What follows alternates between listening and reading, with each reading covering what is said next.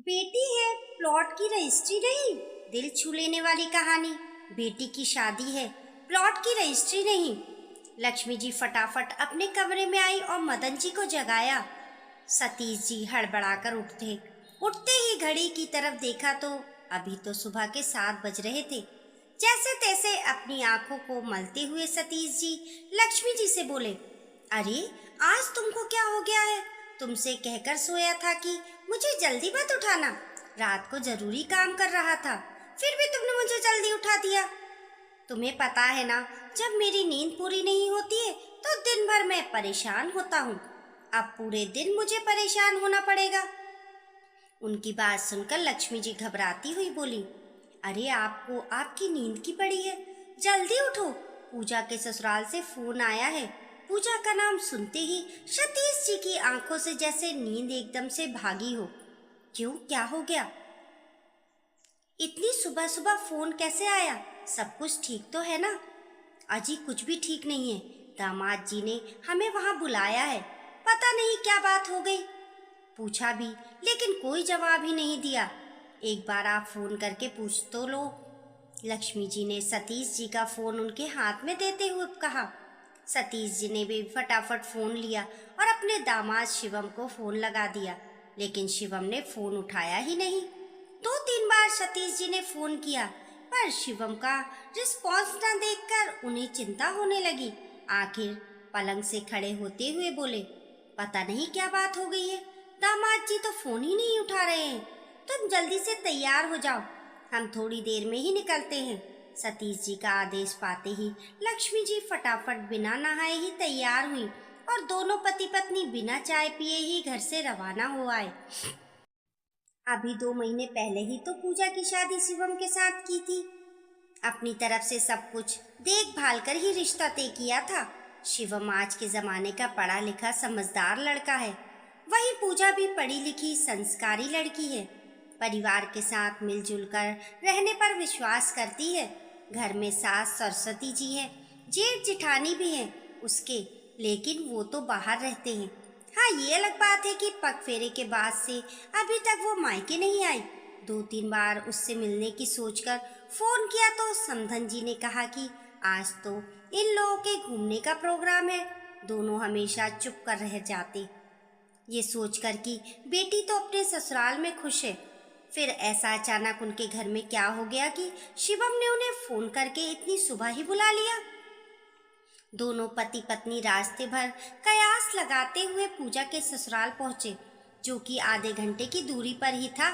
वहां पहुंचकर देखा तो दरवाजा खुला हुआ था, पर ऐसे कैसे अंदर जा सकते थे, इसलिए डोरबेल बजाई। तभी अंदर से सरस्वती जी की आवाज आई, अंदर आ जाइए आप लोग, हम आप ही का इंतजार कर रहे हैं। आवाज सुनकर सतीश जी ने लक्ष्मी जी की तरफ देखा और फिर दोनों अंदर चले आए। देखा तो सरस्वती जी और शिवम सोफे पर बैठे हुए थे, वहीं पूजा नजर नहीं आ रही थी। उन्होंने इधर उधर देखा तो सरस्वती जी बोली, उसे बुला रहे हैं अभी, पहले आप बैठिए, हमें आपसे जरूरी बात करनी है। सतीश जी और लक्ष्मी जी आकर सोफे पर बैठ गए। सतीश जी ने शिवम की तरफ देखा तो वो शायद गुस्से में था। ना कोई पैर छूना, ना ही कोई प्रणाम। उन्हें बड़ी हैरानी हुई, मन ही मन उधेड़ बुन चल रही थी कि आखिर हुआ क्या है। यही स्थिति लक्ष्मी जी की भी थी। आखिर सतीश जी ने बोलना शुरू किया, क्या बात है समधन जी, आपने इतनी सुबह सुबह क्यों बुलाया? क्या बात हो गई? उनकी बात सुनकर सरस्वती जी मुंह बिगाड़ते हुए बोली, ये तो आप अपनी बेटी से पूछिए, उसे अपने ससुराल में रहना है या नहीं। उनकी बात सुनकर लक्ष्मी जी घबरा गई और अपने सीने पर हाथ रखते हुए बोली, ऐसा क्या हो गया समधन जी? पूजा ने कुछ कह दिया क्या? अगर कोई गलती हो गई हो तो अपनी ही बेटी समझकर माफ कर दीजिए। माफ करना समधन जी, अगर मेरी बेटी ऐसी गलती करे ना तो मैं उसकी टांगे तोड़ दूं। ये तो आपने अपनी बेटी को सिर चढ़ा रखा है। अपनी गलती मानने की जगह उसने आपको फोन लगा दिया। सरस्वती जी कुछ सुनने को तैयार ही नहीं हुई, बिना पूरी बात बताए ही बस अपने मन की भड़ास निकाले जा रही थी। वहीं सतीश जी और लक्ष्मी जी सोच रहे थे कि आखिर पूजा ने उन्हें फोन कब किया। लक्ष्मी जी ने शिवम की तरफ देखा, लेकिन वो तो अभी भी कुछ नहीं बोल रहा था। इतने में सतीश जी सरस्वती जी से बोले, पर समधन जी आप बताएंगी भी कि हुआ क्या है? आखिर पूजा ने ऐसा क्या कर दिया?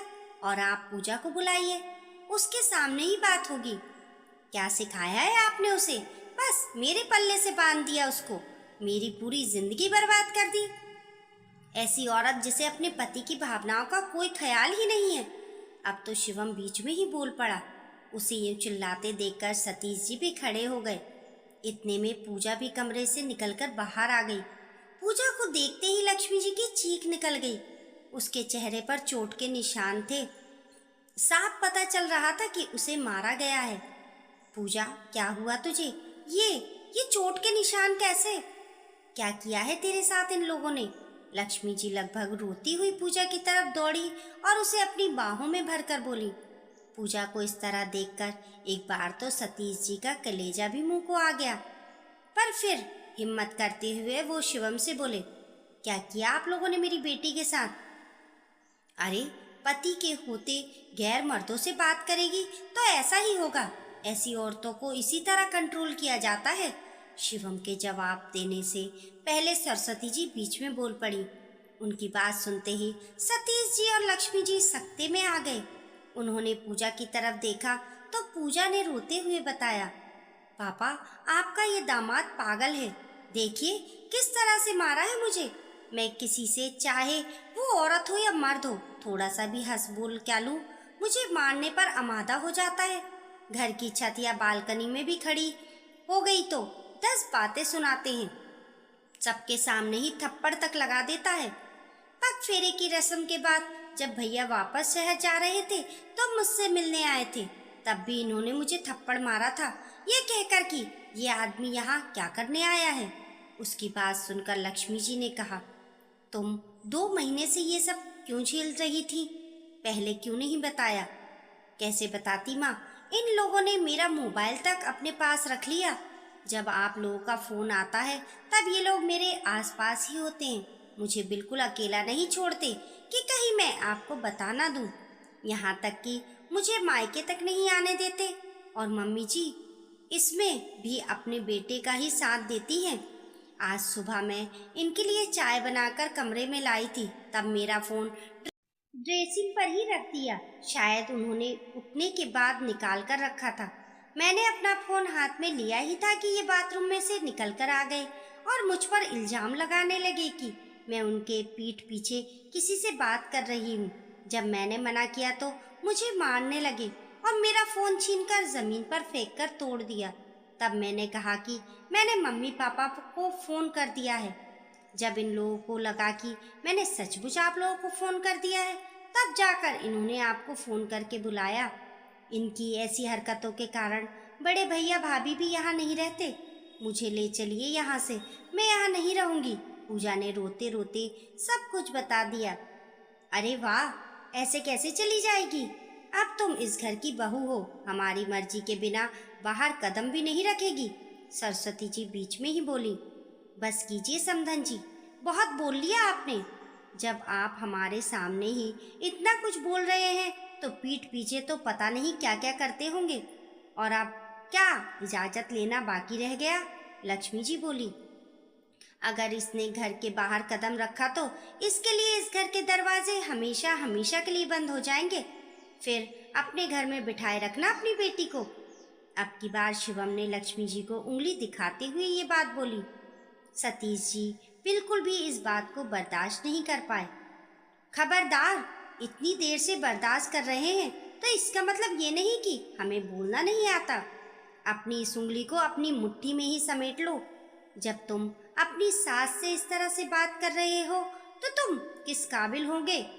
सब पता चल रहा है। तुम्हारी हिम्मत कैसे हुई मेरी बेटी पर हाथ उठाने की? सतीश जी ने कहा तो शिवम गुस्से से उनकी तरफ देखकर बोला, ये मेरी पत्नी है, मेरी शादी हुई है इसके साथ और आपने खुद कन्यादान किया था। अब मैं उसके साथ कुछ भी करूं, आप होते कौन हो बोलने वाले? जैसे एक प्लॉट की रजिस्ट्री हो जाने पर उसका मालिकाना हक बदल जाता है, वैसे ही एक लड़की की शादी होते ही उसके हकदार बदल जाते हैं। अब आपकी बेटी पर सिर्फ मेरा अधिकार है। आपका काम शादी से पहले तक का था। अब आपको हमारे बीच में बोलने की कोई जरूरत नहीं है। शिवम ने बड़ी बेशर्मी के साथ कहा। सुनकर सतीश जी को भी गुस्सा आ गया और वो चिल्लाते हुए बोले, शादी की है हमने, हमारी बेटी की बेची नहीं है। शादी के बाद भी वो बेटी है मेरी, कोई प्लॉट नहीं है जिससे शादी करते ही तुम्हें मालिकाना हक मिल गया। एक औरत में और एक प्लॉट में फर्क होता है। कितनी गंदी सोच है तुम्हारी। अफसोस होता है मुझे कि मैंने तुम्हें अपनी बेटी के लायक समझा, पर मैं ये भूल गया था कि 2-3 मुलाकात में अंदर की गंदगी नहीं दिखती, सिर्फ वही दिखता है जो सामने पेश किया जाता है। और तुमसे अपनी बेटी की शादी करवा दी। अब मेरी बेटी इस घर में एक पल नहीं रहेगी। सतीश जी भी लगभग चिल्लाते हुए बोले। गुस्से में ही वो अपनी बेटी को लेकर वहां से रवाना हो गए। सबसे पहले वो पूजा को लेकर पुलिस स्टेशन पहुंचे और शिवम और सरस्वती जी के खिलाफ एफआईआर करवाई। पूजा की स्थिति देखकर पुलिस भी तुरंत एक्शन में आई और शिवम और सरस्वती जी को गिरफ्तार कर ले गए। कुछ दिनों के बाद तलाक के लिए अर्जी दे दी गई, जिससे जल्द ही पूजा को तलाक भी मिल गया। दोस्तों, आपकी इस कहानी के बारे में क्या राय है, हमें कमेंट करके ज़रूर बताइए। कहानी पसंद आने पर लाइक और शेयर करें। ऐसी ही अच्छी अच्छी कहानियों के लिए चैनल को सब्सक्राइब करना ना भूलें। मिलते हैं फिर एक नई कहानी के साथ।